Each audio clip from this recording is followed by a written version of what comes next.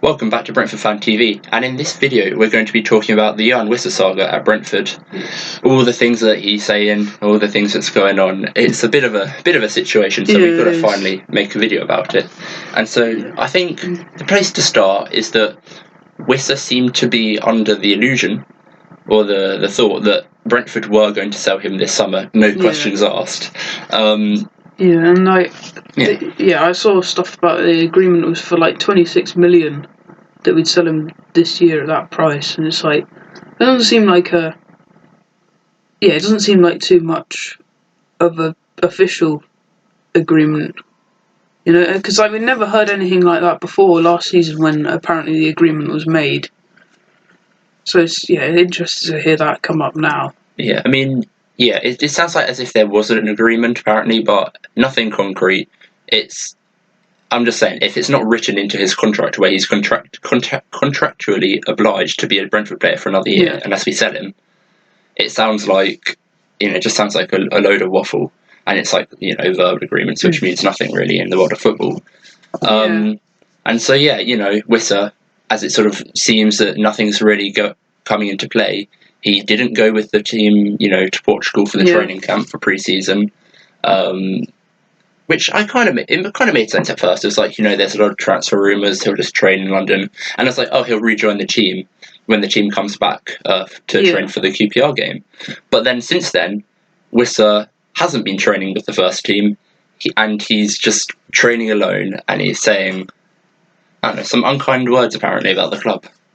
Yeah, he's apparently said that he never wants to play for Brentford ever again. Yeah. And he's got his eyes set on Champions League football, and it's like, it just seems like a sudden change of heart. Yeah. Like, because he's been a Brentford player for past 3-4 seasons now, and he seemed to enjoy his time at the club and like being here, and now suddenly he's saying stuff like that. It just doesn't seem right. Well, what isn't right? It's not right, and I don't see why Yoane Wissa thinks he's in the position to be able to say, I'm never going to play for this club again that are currently paying me. Which it's completely stupid. You can't just, in the real world, just say to your boss, I'm never going to work for you again, but continue to pay me while I have a year left in my contract. Like, it makes absolutely no sense what he's doing. But yeah, onto like the Newcastle bids. There was, I think, a Newcastle bid for maybe around 25 to 30 million not too long ago, which was rejected. But I believe Brentford have said that we're not going to sell Wissa until we have a replacement. Yeah. There currently isn't a replacement. Though today there have been a few transfer rumours that we've been lacking transfer rumours, you could say, for the last week, especially in the attacking parts. But back on the stuff with selling him, in this window, the club had stated from the start we only wanted to sell either Mbeumo or Wissa, and now Mbeumo's gone. It looks like we 100% want to keep Wissa, but now his stance has changed it, and he's forced the club really to go and look for a replacement so that we can sell him. It's like he's not put the club in a very good position here.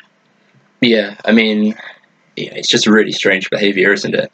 I mean, also apparently on this, probably the other day, in training, he didn't train, of course, as I said, with the team. Yeah. But apparently he did go to the main building to have a conversation with Keith Andrews, where apparently he just expressed his desires to leave the club, and then after that meeting just left at the end of the day, or like left early or whatever. Which, I don't know, it's really, as I said, it's just really weird behaviour. And I'd like to sort of draw a comparison of this current Yoane Wissa situation to Ivan Toney of a year or two ago. Yeah. And for all that Ivan Toney did, where it was like the big interviews, and like people were like, he's so disrespectful to Brentford, I think this is a lot worse than the Ivan Toney situation. Yeah, it definitely seems it. Although Ivan Toney went into interviews and he never really said anything too bad about Brentford in the interviews. It was more expressing how he wanted to move on to a different club, which it kind of is disrespectful to the club you're paid by and your teammates. But I feel like the way Wissa's gone about it is way worse.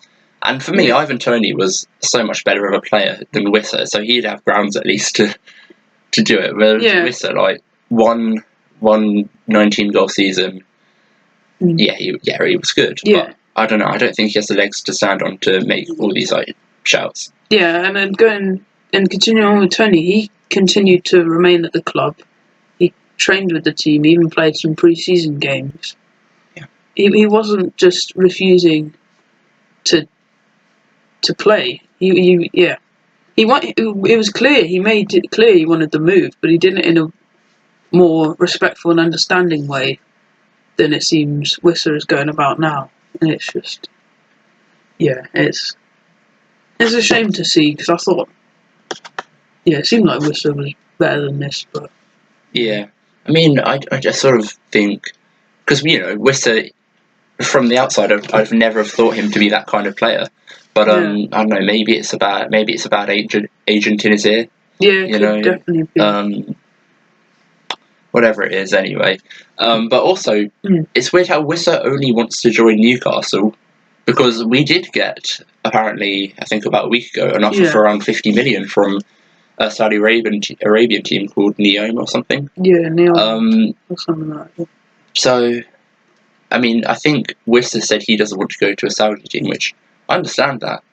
Yeah. But I don't know. We've had an offer there, but then Newcastle didn't pay enough when they offered. But who's to say Newcastle are even going to go for Wissa again? Yeah, because I feel like Brentford, if a player we were trying to sign was acting like this about his old club, I know as a club we probably wouldn't then go on to sign him just for the way he's acting. With with an OD head policy that Thomas Frank had at Brentford. Yeah, but even then Newcastle rumoured to be after Benjamin Sesko. And it's like, he's a striker, he'd be their Isaac replacement. If they sign him, I think that closes all doors of Wissa going to Newcastle. Yeah. And those rumours are much more stronger now than the Wissa ones are. Yeah, and it doesn't look like what was I going to say? I completely forgot my point. It doesn't look like anyone else is in for Wissa. Yeah. That's it. And so I don't really know what it's like Newcastle or nothing. He's say Newcastle go for Wissa. Yeah. But Wissa's already said that he's furious with Brentford and he doesn't want to play for us again. So he's put himself in a hole. Yeah, and it even more so with the fact that he wants to join a Champions League, a club playing Champions League football that's in the Premier League. Yeah. And at this very moment in time, the only team that fits that category and needs a striker is Newcastle. Because Newcastle may not even sell Isak. Yeah, they may not even sell Isak, so it's like, what's going on here, really? Because he set his eyes on something that might not be reality.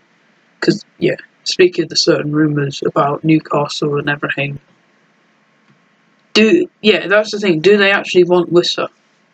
Yeah. So I think I don't know. I mean, it's like in a way the damage has already been done. Wissa's already said what he said. Yeah. And so I think it is very possible that he will be a Brentford player next season, despite all of this. And if that is the case, he just needs to shut his mouth, get on with playing football, and run down his contract and leave the club respectfully in a year's time. Yeah. That's what he needs to do. And so, I think that's all there really is for this video. Yeah, I think... we've said a lot about Wissa. Yeah, I think... extending on your point there, is if he has another great season and proves he can do it consistently, more clubs will be after him, open more doors. Yeah. So I think his best option would be, as you said, to keep his mouth quiet and play the football. Yep. I think that's a good point to end on. Yeah. So thank you guys very much for watching, and we'll see you in the next video.